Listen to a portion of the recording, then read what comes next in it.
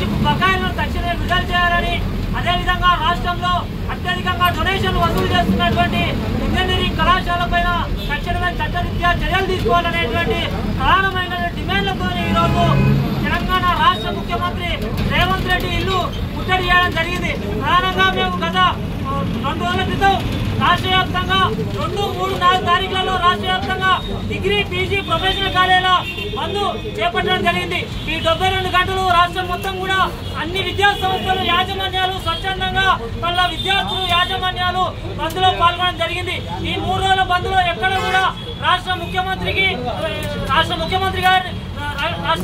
గారు ఎక్కడ కూడా స్పందించినటువంటి పరిస్థితి లేదు. అట్లాగే తెలంగాణ రాష్ట్ర ఉప ముఖ్యమంత్రి బట్టి విక్రమార్క గారికి మేము కలిసి రిప్రజెంటేషన్ చేసినాం. అట్లాగే తెలంగాణ రాష్ట్ర కేబినెట్ మంత్రి అయినటువంటి పొంగులేటి శ్రీనివాస్ రెడ్డి గారికి మేము కలిసి రిప్రజెంటేషన్ చేసినాం. పొన్నం ప్రభాకర్ గారికి మేము కలిసి రిప్రజెంటేషన్ చేసినాం. అయినా కూడా ఎక్కడ కూడా స్పందించకపోవడం వల్ల ఈ రోజు చివరిగా తెలంగాణ రాష్ట్ర ముఖ్యమంత్రి ఇల్లు ముట్టడి చేయడం జరిగింది.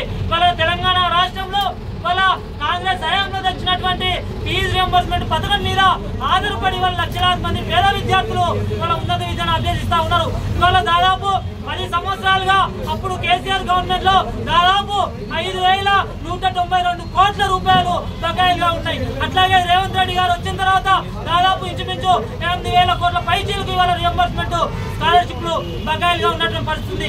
ఈ స్కాలర్షిప్లు రియంబర్స్మెంట్ ను రిలీజ్ చేయకుండా వాళ్ళు ఒక పక్క అందాల పోటీలు నిర్వహిస్తా ఉన్నాడు. వాళ్ళ గుళ్ళు గోపురాలకు ఇవాళ అనేక రకాల బడ్జెట్ విడుదల చేస్తా ఉన్నటువంటి ఒక పరిస్థితి ఉంది. తక్షణమే రేవంత్ రెడ్డి గారికి మేము డిమాండ్ చేస్తా ఉన్నాం.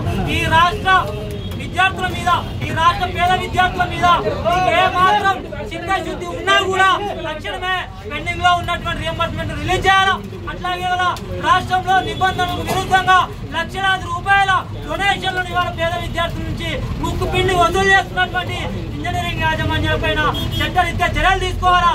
రియంబర్స్మెంట్ పథకాన్ని ఎత్తివేసేటువంటి ఒక కుట్రపూరితమైనటువంటి ఆలోచన ఏదైతే ఉందో దాన్ని ఉపసంహరించుకోవాలని చెప్పేసి పీడీఎస్యు రాష్ట్ర కార్యవర్గంగా రాష్ట్ర ప్రభుత్వాన్ని కోరుతా ఉన్నాం. లేని పక్షంలో రేపు రానున్నటువంటి రోజుల్లో అన్ని జిల్లాల్లో మంత్రులు, ఎమ్మెల్యేలను తిరగనీయమనేటువంటిది కూడా ఈ సందర్భంగా హెచ్చరిస్తా ఉన్నాం. నా పేరు శ్రీకాంత్, పీడీఎస్యు రాష్ట్ర అధ్యక్షుడిని.